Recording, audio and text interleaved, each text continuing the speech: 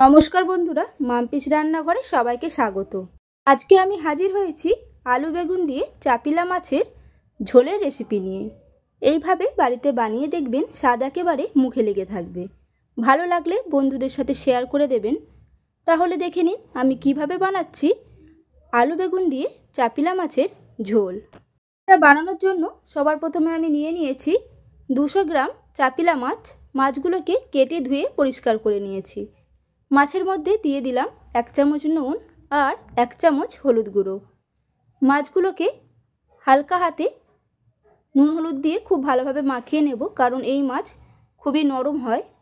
মাখানো হয়ে গেছে, মাছটাকে আমি রেখে দিলাম। আর নিয়েছি 2টো মিডিয়াম সাইজের আলু, যেটাকে আমি লম্বা লম্বা করে কেটে নিয়েছি। একটা মিডিয়াম সাইজের বেগুন, সেটাকেও আমি কেটে নিয়েছি। একটা মিডিয়াম সাইজের পেঁয়াজ, সেটাকে কুচিয়ে নিয়েছি।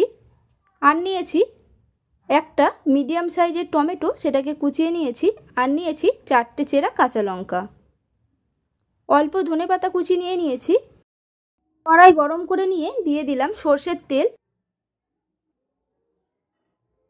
তেলটাকে খুব ভালোভাবে গরম করে নিয়ে গ্যাসের ফ্লেমটাকে মিডিয়ামে রেখে একে একে মাছগুলোকে আমি দিয়ে দিলাম।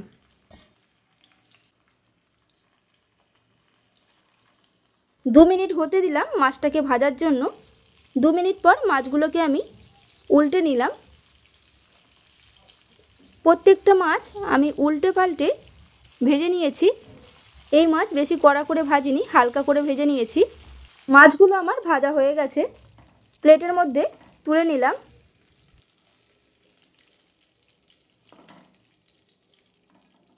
ওই মাছ ভাজার তেলেই দিয়ে দিলাম 1/2 চামচ কালো জিরে। ফোড়নটাকে 15 থেকে 20 সেকেন্ড নাড়াচাড়া করে নিলাম। দিয়ে দিলাম কেটে রাখা আলু আর দিলাম 1 চামচ নুন। আলুটাকে 3 থেকে 4 মিনিট ধরে ভেজে নেব। দেখুন ভাজতে ভাজতে আলুটা লাল লাল হয়ে গেছে। আলুটা আমার ভাজা হয়ে গেছে। দিয়ে দিলাম কুচিয়ে রাখা পেঁয়াজ। পেঁয়াজটাকে দিয়েও 3 থেকে 4 মিনিট ভেজে নেব।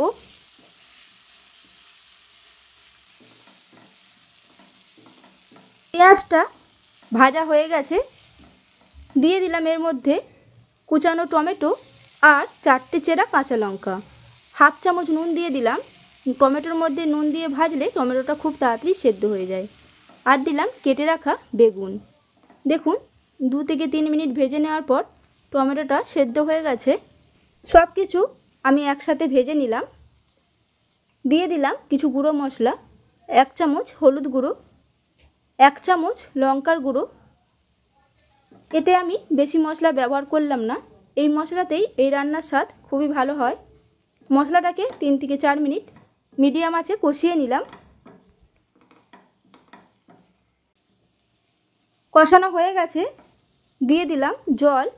আমি এখানে বড় বাটির 1 বাটি জল ব্যবহার করেছি, কারণ আলু বেগুন সেদ্ধ হবে।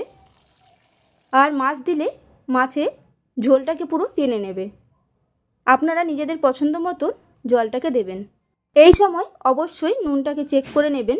আমার এখানে নুনের প্রয়োজন হয়নি, তাই আমি দিইনি। ঢাকনা আটকে হতে দিলাম 5 থেকে 7 মিনিটের জন্য। 7 মিনিট পর ঢাকনাটাকে খুলে নিলাম। দেখুন ঝোলটা অনেকটাই কমে গেছে আর আলুগুলো খুব ভালোভাবে সেদ্ধ হয়ে গেছে। দেখুন দিয়ে দিলাম ভেজে রাখা মাছ আর কুচানো ধনেপাতা। এই রান্নাতে ধনেপাতা দিলে খেতে দারুণ লাগে। সব কিছুকে আবারও হালকা হাতে মিশিয়ে নিলাম।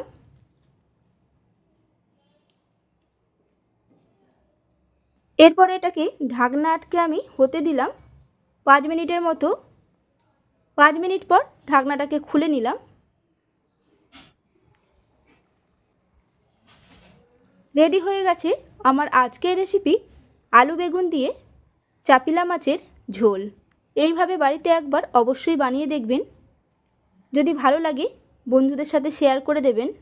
রেসিপিটি আপনাদের কাছে কেমন লাগলো অবশ্যই কমেন্টে জানাবেন। গরম গরম ভাতের সাথে এরকম একটি রেসিপি থাকলে 1 থালা ভাত নিমেষেই শেষ হয়ে যায়। রেসিপিটি ভালো লেগে থাকলে একটা লাইক করে দেবেন।